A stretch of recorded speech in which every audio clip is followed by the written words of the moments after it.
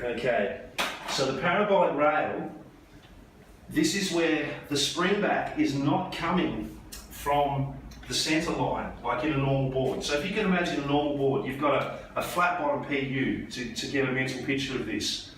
And as you load it into a turn, the foam and fiberglass rail can actually flex more than the stringer. Where the stringer is, that's the stiffest part of the board. The stringer will still bend, and the stringer is the bit that actually makes the board spring back into position.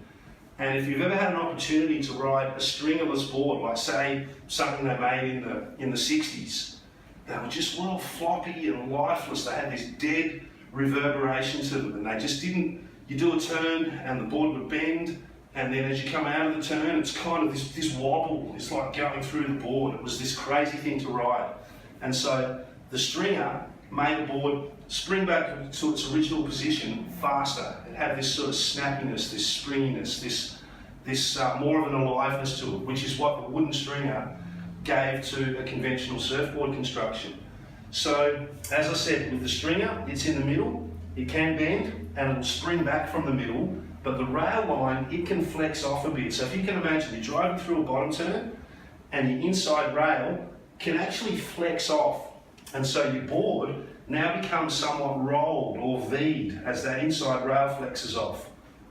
So with a Sunova, we have the rail, which is 1/2 inch of wood, glue-lammed up together, that runs right around the outline. And so what you've got here, as you see here, we've got 4 pieces of balsa. That's all resined up together and stacked up, and that bends right around our entire outline.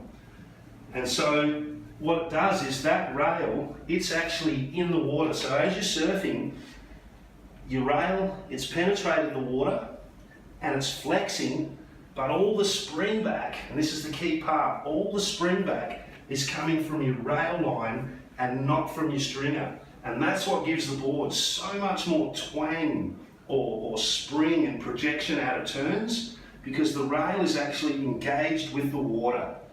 And it's like you're pushing off the water.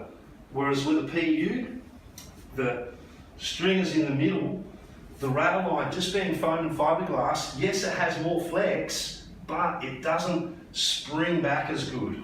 And so that's what makes the parabolic rail unique.